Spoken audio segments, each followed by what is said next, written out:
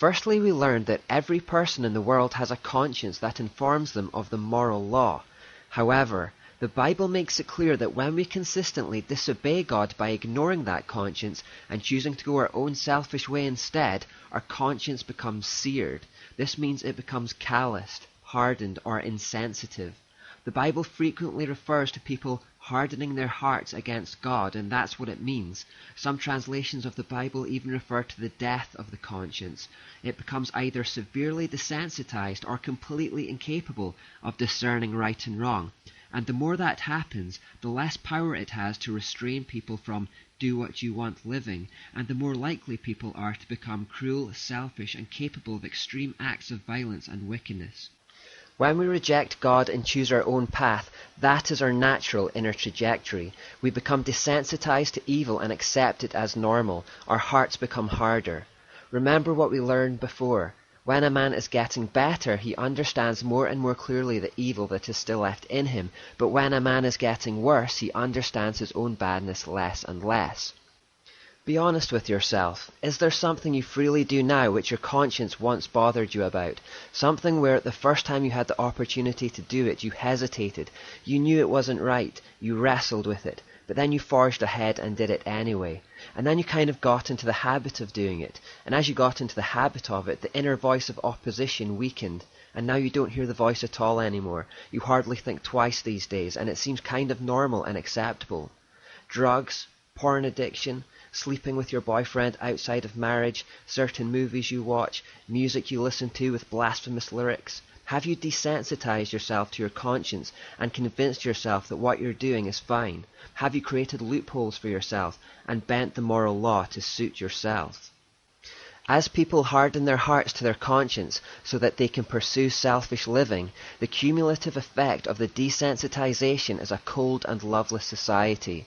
People are now capable of shocking deeds. Children are growing up in a culture where they constantly absorb all kinds of evil through video games, television, internet, music, magazines, etc. They're exposed to violence, perversion, sexual sin and wickedness from a much earlier age, and it's rotting their souls and hardening their hearts. What was once shocking and morally repulsive is now considered the norm. I remember when a lesbian kiss was first screened on British television, and it created a national outcry. Now it happens all the time without raising an eyebrow. Pop culture feeds a steady stream of garbage into our souls, and constantly looks to plumb new depths so as to be more shocking and more explicit. Moral entropy comes by small degrees, and our conscience becomes numbed with each step. I also think the music industry is a great example of this. When Elvis came onto the scene in the 1950s, people were shocked by him. Now we look at Elvis and can't imagine how anyone so harmless could have been so controversial. But this is because Elvis opened the door for the Beatles, who opened the door for Led Zeppelin, who opened the door for Black Sabbath, who opened the door for Marilyn Manson, Eminem, and Cradle of Filth, etc. And now from this place of darkness, Elvis looks like a saint by comparison, just as a 4 a.m. sky looks bright to those living in midnight darkness. What happened is that our parents rebelled against their parents' standards and set a new low. Our generation then rebelled against our parents to go lower still. Our kids will then take our standards and lower them further. Society keeps getting darker by small degrees. On November 3, 2011, a survey by the children's charity Bernardo's discovered that almost half of adult Britons already thought that children in Great Britain were feral and starting to behave like animals. We can see it happening. External evidence of internal corruption. This is simply what happens when God is rejected and moral entropy takes effect. The inner moral compass is lost, and people start to do what they please instead, which is Satanism. And this is just the next generation. What will their kids or grandkids look like unless the entropy is brought to a halt? Finally, remember that the conscience is contained within the spirit, which is the part of the human that can be demonized. So when people get involved in heavy occultism, their consciences can be interfered with, and instead of the voice of God, people can hear the voice of evil instead. Unfortunately, occultism is on the rise in our culture through things like Eastern religion, astrology, yoga, Reiki and necromancy.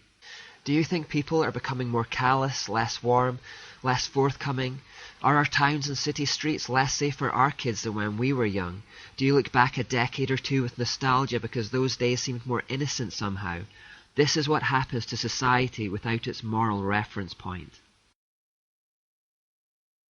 Secondly, we saw that people are informed about the truth of God through creation, but again, people can deliberately choose to harden themselves to the truth about God from what they see in creation.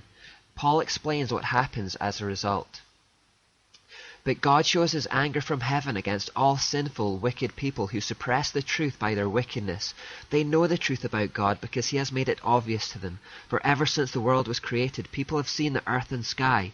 Through everything God made, they can clearly see his invisible qualities, his eternal power and divine nature, so they have no excuse for not knowing God.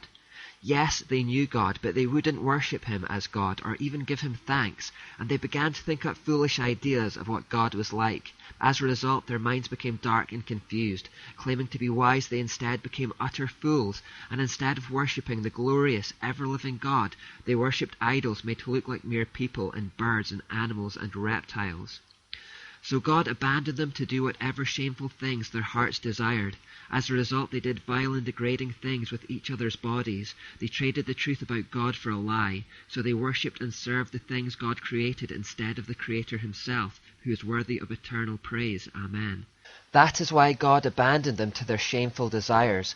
Even the women turned against the natural way to have sex and instead indulged in sex with each other. And the men, instead of having normal sexual relations with women, burned with lust for each other. Men did shameful things with other men, and as a result of this sin, they suffered within themselves the penalty they deserved. Since they thought it foolish to acknowledge God, he abandoned them to their foolish thinking and let them do things that should never be done. Their lives became full of every kind of wickedness, sin, greed, hate, envy, murder, quarreling, deception, malicious behavior, and gossip. They are backstabbers, haters of God, insolent, proud, and boastful.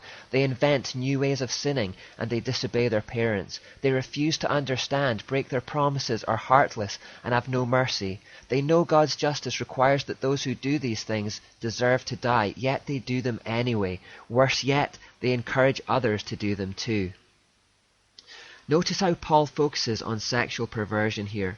One of the basic moral truths that God tells us through creation is that men and women were created for one another. Just by observing creation alone, this should be blatantly obvious. I don't want to get too crude, but if we had no knowledge of God at all and simply saw a naked man and woman next to one another, or had even a basic understanding of biology, we would logically deduce that these two different types of being were meant for one another. Procreation is only possible between men and women. And not only are they clearly physically compatible, but further observation would show them to be mentally and emotionally compatible too. Their natural attributes and desires are complementary. You would pick all this up just by an honest appraisal of creation itself.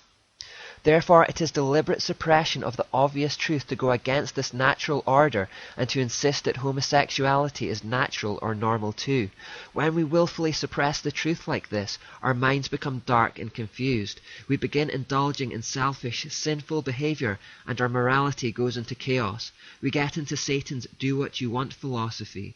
That's the kind of thing Paul is getting at in this passage.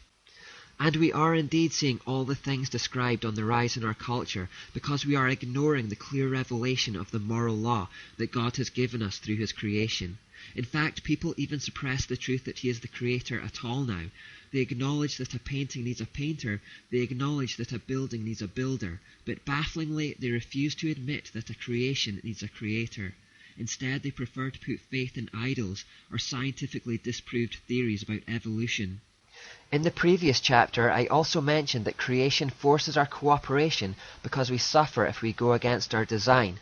Yet the truth is, over time, our willpower and self-restraint can become so broken down, our hearts can become so polluted, and our selfish desires can become so strong that we're willing to suffer any amount of pain, even to the point of self-destruction, rather than give up our vice. People smoke knowing it's going to kill them, but they can't stop. People drink alcohol to excess, knowing it's going to give them hangovers, but they do it anyway. They know the risks of liver disease, yet they can't resist. They eat and can't stop despite the health problems. They know that they'll regret the sexual encounter in the morning and understand it can lead to disease and accidental pregnancies, yet the lust for selfish satisfaction begins to override all restraints. Do what you want leads to our own destruction because we go against creation's natural design.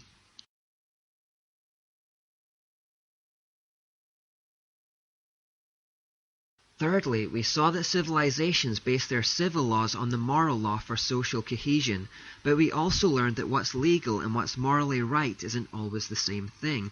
And when God is marginalized from society and the moral reference point is lost, we tend to find a divergence between the moral law and the civil law.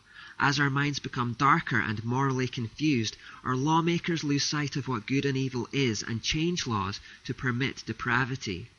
So, for example, where Christianity's influence once led to the outlawing of abortion, that has now been reversed and is legal again in many countries. Homosexuality was once illegal, but is now legalized. In fact, at the present time, there is even a push for homosexual marriage to be legalized. We've also recently seen pushes for the legalization of euthanasia. Respect for widows and the elderly is evaporating. Many so-called experts have also been calling for the legalization of soft drugs.